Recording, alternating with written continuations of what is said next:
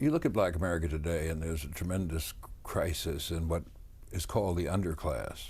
Family disintegration of the sort you've described, fatherless families, the numbers going up, uh, women with children never married, not just divorced or widowed, um, absence of some kind of corrective structures that say, you know, we need to do better than this. How do we deal with this? This is a difficult issue, and I think it's the overriding issue of the black community today, unlike when I was in the civil rights movement 40 years ago, where the overriding issues were just sheer opportunity, basics. Now that you have this opportunity, there are millions of black children who can't take advantage of it because they don't have the nurturing of families. By families, I mean families of any configuration. We haven't had nuclear families as the only family. Of course, until the 1970s, nuclear families were the rule in the African American community, but it was also the rule to have extended families, which do not thrive nearly as much in urban settings, and thus children are raising themselves very often. Getting into this issue is very different from getting into better education or the rest of it. But all of that may depend upon whether we get into this issue of surrounding children, if not with nuclear families, at least with proxies for those families.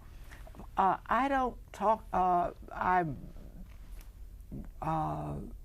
have worked with this issue now in a proactive way, at least since that Urban League speech in the early 80s. I wrote the first piece in a major magazine that frankly discussed the black family. It appeared in the New York Times magazine.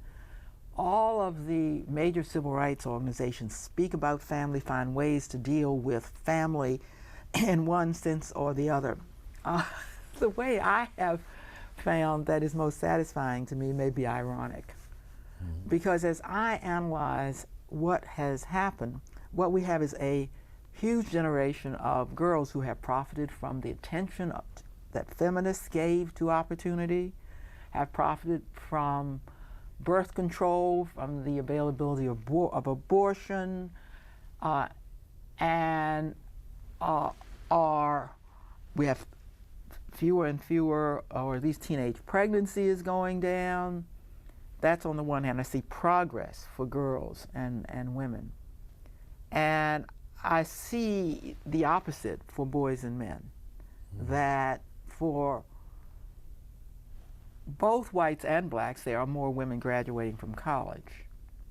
The white men, of course, may find less than a college education giving them quite a good income, for example, in IT or in some of the professions like that, high technology and the rest of it. That is not what is happening to black men.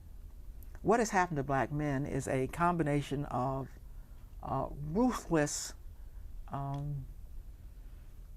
law enforcement strategies like mandatory minimums and sentencing guidelines that have sent an entire generation of drug peddling, nonviolent black men to jail.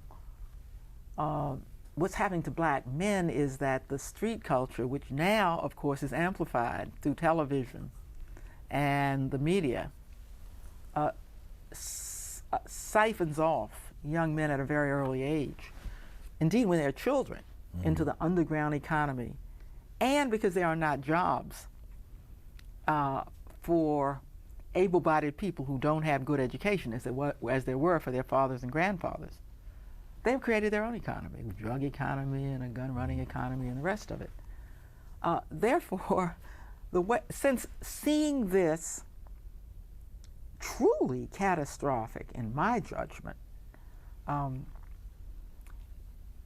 difference between the number of marriageable young women, and this is women of every class, and marriageable young men, I want to know whether we can bring the boys and men at least to the point where the girls are, so that they can form families and want to form families. And I've started here something called a Commission on Black Men and Boys. It's preparing an action plan Not of, it's not your normal commission. It consists of men with credibility with black men and their families in the District of Columbia.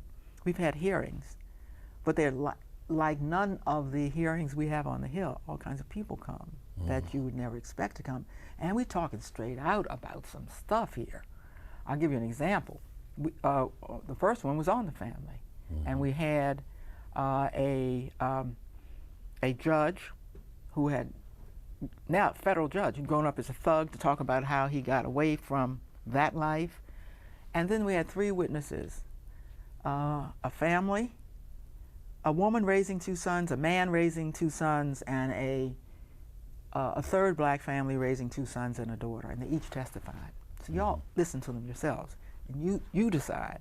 And then at the end of the hearing, the commission, I'm not on the commission, remember, it's these black men, they take testimony from the people who come, so they can testify too, because there are a small number of witnesses, and that they get up and testify. It's a moment like the moment at the Urban League in 1974 that told me, people are ready. Where's the leadership on this? It's real hard to find a way in. Yes. You got to deal with with people as they are, and then you got to deal with a generation who may in fact be different. You got to find your way into it. I thought feminism was a way into a whole set of problems for women.